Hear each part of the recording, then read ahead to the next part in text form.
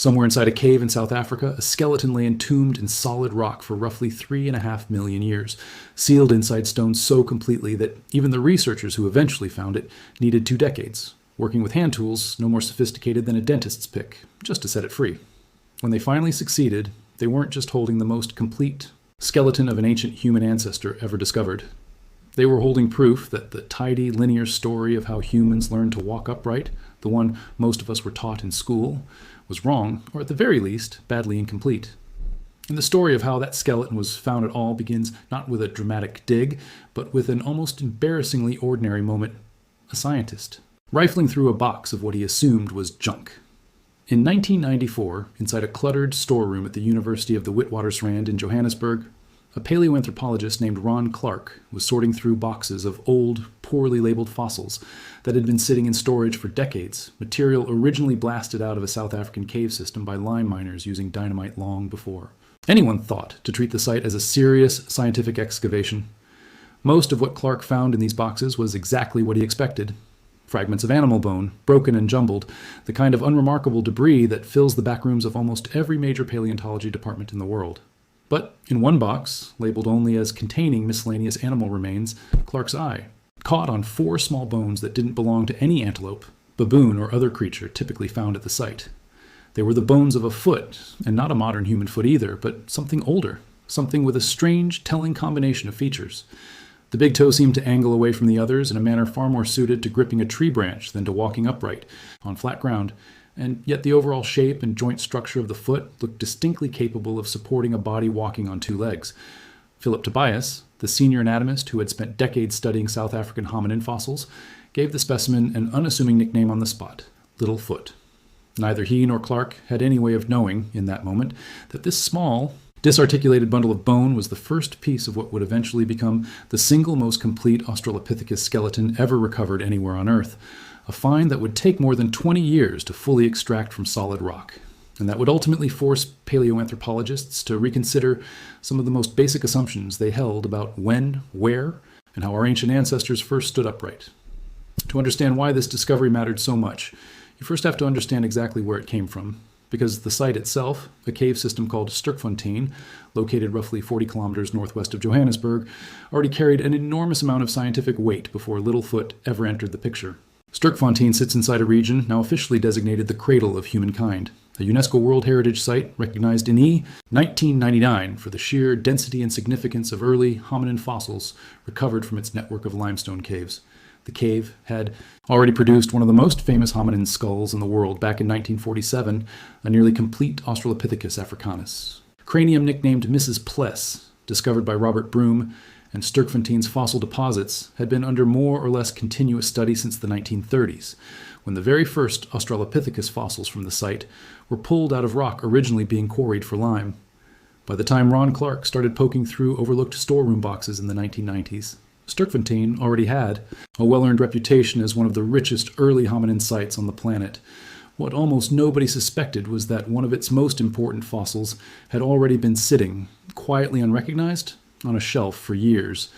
Once Clark realized what he was looking at, he did something that sounds almost absurdly old-fashioned for modern science, but which turned out to be exactly the right move.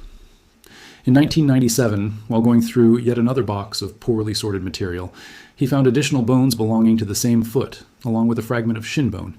and he became convinced that the rest of the skeleton this foot belonged to might still be sitting, undisturbed, somewhere inside the cave itself, embedded in the rock face at the exact spot where miners' dynamite had blasted these initial fragments loose decades earlier. Rather than treating the discovery as finished, Clark sent 2 of his most skilled excavation assistants, Stephen Matsumi and Nkwani Molefe, down into the cave's dark, cramped underground chambers with hand lamps, asking them to search the exposed rock surfaces for a break pattern that might match the fractured surface of the bones. Already sitting in his lab, it was, in a sense, a search for a single needle-shaped fracture line somewhere across an entire cave wall. Remarkably, within days, Matsumi and Molefe found it. A spot deep inside a chamber called the Silberberg Grotto, where the broken surface of the rock face lined up precisely with the bones Clark already had in hand. Buried in that wall, entombed inside a natural, rock-hard cement of ancient cave sediment known to geologists as breccia, was the rest of the skeleton. What followed was one of the longest, most painstaking single fossil excavations in the entire history of paleoanthropology. Because the skeleton was fused into solid breccia rather than sitting in loose soil, there was no possibility of simply digging it out with a trowel the way archaeologists excavate more recent remains. Every square centimeter of rock surrounding each bone had to be chipped away, using small hand chisels, dental picks, and fine needles. For comparison, the famous Lucy skeleton, Australopithecus afarensis, discovered in Ethiopia in the 1970s and for decades treated as the gold standard of early hominin completeness, is only about 40% complete. Littlefoot dwarfed that figure entirely, offering researchers something no other Australopithecus specimen had ever provided: a single, coherent, largely undistorted skeleton belonging to one individual rather than a scattered patchwork of bones and teeth pieced together from many different individuals found at different times. The obvious next question, and the one that would go on to generate the fiercest scientific controversy surrounding the whole discovery, was simply how old the skeleton actually was. Dating fossils found inside South African cave systems is notoriously difficult, far more difficult than dating hominin fossils recovered from the volcanic ash layers common at many East African sites, where radiometric methods like potassium-argon dating can often pin down an age with real precision. South African cave breccias contain no volcanic ash layers to date directly, and worse still, many of the original Sterkfontein deposits had already been disturbed by decades of mining activity long before scientific excavation began, scrambling the straightforward layering that geologists usually rely on to establish a clear chronological sequence. For years, researchers were forced to rely on indirect methods, comparing the animal bones found in the same rock layers as Littlefoot to similar species found at other better dated sites across the region, a method known as biochronology. Those early comparative estimates suggested Littlefoot might be somewhere around 2 million years old, a date that, while still remarkably ancient, would have placed her well after Lucy and her East African relatives, fitting comfortably into the existing, relatively tidy picture of human evolutionary history that most researchers already held. Then, in 2015, a team led by geologist Darrell Granger applied a considerably more precise, physics-based dating technique that upended that comfortable picture entirely. The method, called cosmogenic nuclide dating, works by measuring the buildup of extremely rare radioactive isotopes, specifically beryllium-10 and aluminum-26, that form inside quartz grains, only while those grains sit exposed at the Earth's surface, bombarded by cosmic rays from space. Once quartz sediment gets buried underground, sealed away from that cosmic ray bombardment, the existing isotopes inside it begin decaying at 2 distinct, precisely known rates. And by measuring the ratio between the 2 remaining isotopes and quartz grains taken from the sediment directly surrounding Littlefoot's skeleton, Granger's team could calculate, with genuine scientific rigor, exactly how long that sediment, and therefore the skeleton buried within it, had been sitting, undisturbed underground.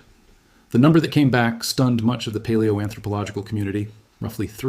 67 million years, published in the journal Nature, an age that made Littlefoot not younger than Lucy at all, but considerably older, predating Lucy's roughly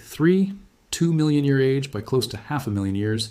and placing her among the very oldest Australopithecus fossils ever recovered anywhere on the African continent. That single revised number, jumping from an initial estimate of roughly 2 million years up to a remeasured age approaching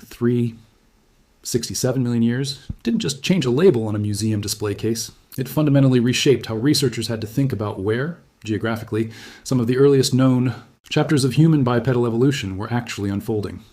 For decades, the dominant narrative in paleoanthropology had treated East Africa's Rift Valley, home to Lucy, and a whole constellation of similarly ancient hominin fossils,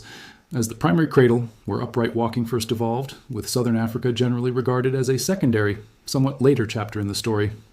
A skeleton from Sterkfontein, potentially older than Lucy herself, complicated that geography considerably, suggesting that whatever evolutionary experiments were producing early bipedal hominins were happening simultaneously and independently across dramatically different regions of the African continent at roughly the same moment in time, rather than radiating outward from any single East African point of origin.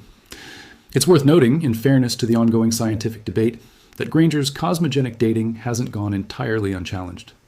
A number of researchers working with biochronological methods, comparing the ages of associated primate and antelope fossils found in the same rock layers to well-dated fossil sequences elsewhere, have continued to argue for a somewhat younger age, generally somewhere in the range of 2 to 2.5 million years, occasionally extending as high as roughly 3.5 million years, depending on the specific comparative model used. More recent biochronological analyses, refining these comparative techniques further, have landed on estimates hovering closer to 3, 6 million years, broadly, supporting Granger's cosmogenic figure even while arriving at it through an entirely different analytical route. The disagreement hasn't fully resolved, and different research teams still describe Littlefoot's precise age somewhat differently depending on which dating method they trust more, but the overall weight of evidence has shifted decisively away from the original, more conservative 2 million year estimate and toward a considerably older age, likely somewhere between 3, 4, and 3, 7 million years, making Littlefoot, at minimum, a genuine contemporary of Lucy, and quite possibly meaningfully older.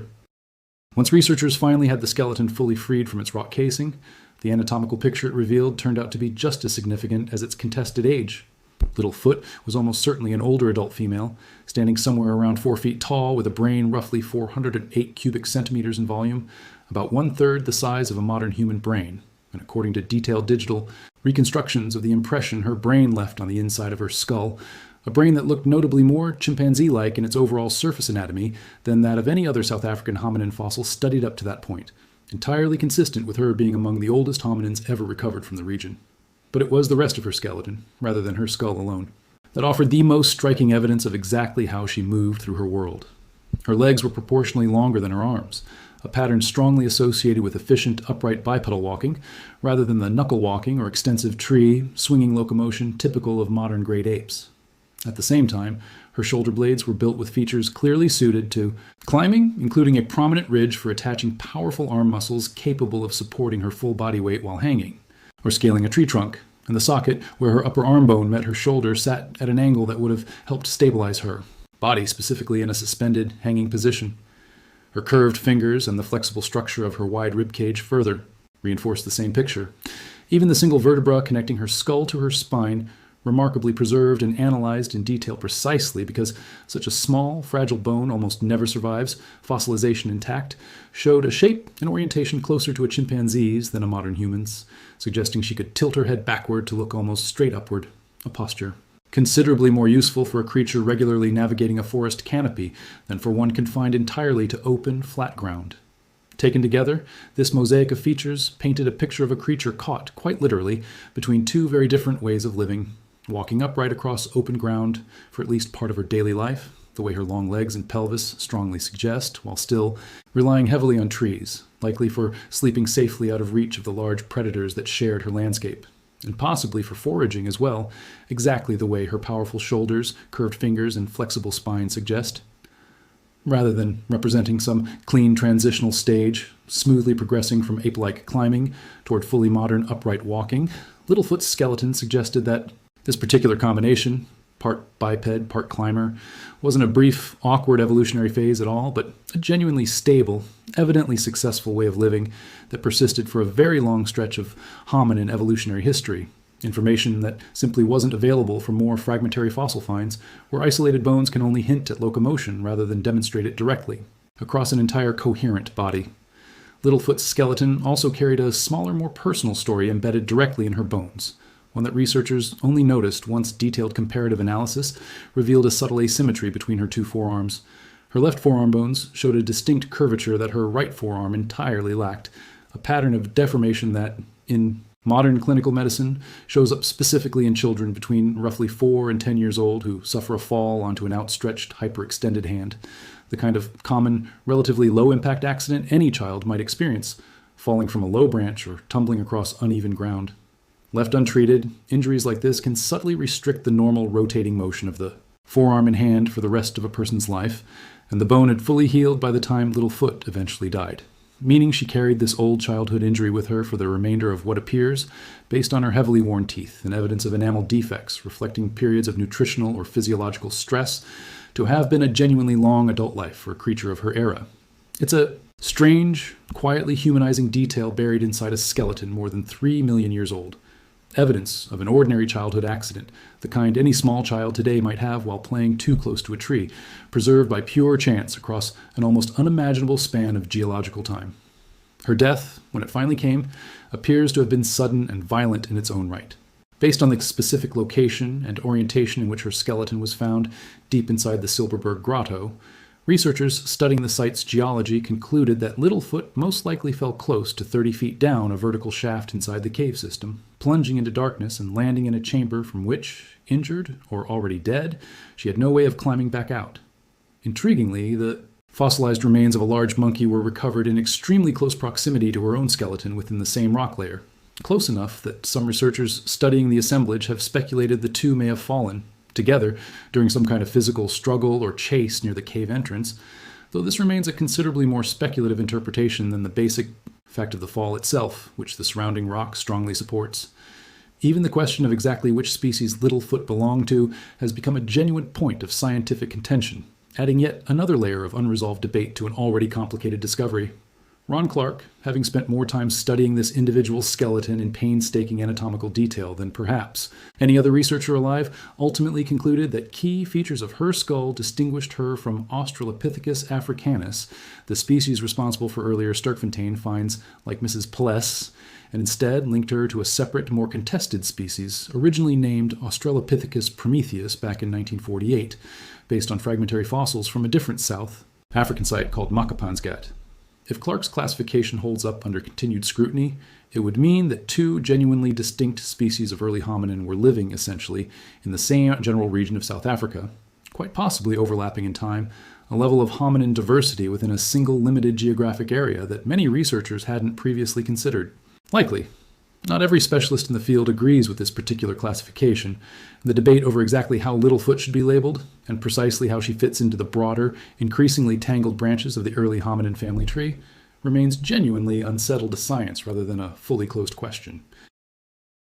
What ties all of these individual threads together, the 20-year excavation, the dramatically revised age, the strange hybrid anatomy of a creature both walking upright and still climbing trees, the small personal detail of a childhood injury, and the ongoing argument over her exact species, is the broader shift Littlefoot forced onto the entire field of human origins research.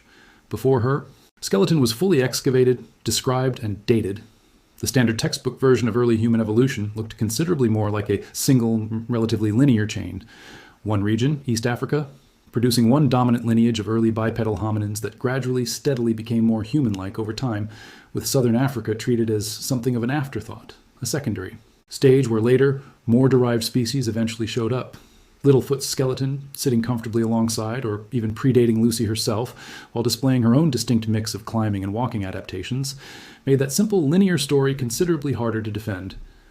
It suggested instead that human evolutionary history looked less like a single, orderly chain of improvement and more like the same tangled, branching thicket of parallel experiments that later discoveries from other Australopithecus species, to the Denisovans, to Homo naledi, found deep in a different South African cave, not far from Sterkfontein itself, would go on to confirm again and again across the following decades. Different hominin populations, in different corners of the same continent, were trying out different combinations of climbing and walking, different brain sizes, different diets, and different survival strategies, largely independent of one another for a genuinely enormous stretch of prehistoric time, long before anything resembling a single dominant human lineage ever emerged from that wider, sprawling experiment. It's worth lingering a moment on just how strange and precarious the whole discovery process actually was, because the odds against it working at all were genuinely steep. Sterkfontein had been mined for lime using dynamite for decades before any scientist thought to treat it as an archaeological site worth protecting, which means an unknown number of ancient fossils were almost certainly blown apart or scattered beyond recovery long before Ron Clark or anyone else ever set foot inside the cave with scientific intentions. That Littlefoot's foot bones survived that mining process at all, ending up more or less intact in a museum storeroom rather than pulverized into unrecognizable fragments, was itself a stroke of luck. That Clark happened to be the specific researcher sorting through that particular box of miscellaneous animal remains, and happened to recognize 4 small bones as belonging to something far more significant than antelope debris, was another. And that his 2 assistants, searching a dark, uneven cave wall by lamplight for a fracture pattern matching bones sitting in a laboratory drawer more than a kilometer away, actually found the matching surface within a matter of days rather than after months of fruitless searching, borders on the improbable. Every step in that chain had to go right, one after another, for a set of bones that had already spent millions of years buried in rock, and several more decades sitting forgotten in a cardboard box, to finally end up fully excavated, described, and understood. Sterkfontein's broader importance to this story goes beyond Littlefoot alone, and it's worth understanding the fuller context of exactly what else has come out of the same cave system over the decades, because it helps explain why researchers were willing to spend 20 years excavating a single skeleton in the first place, beyond Mrs. Pulse's. And Littlefoot, the site has also produced stone tools recovered from a rock layer known as Member 5, dated using the same cosmogenic nuclide techniques applied to Littlefoot's own burial layer to somewhere around 2 million years old, among the oldest confirmed stone tools ever found in southern Africa. Evidence that tool-making hominins were active at this exact location for, well, over 1 million years after Littlefoot herself died. More recently, digital reconstructions of Littlefoot's brain surface, painstakingly compared against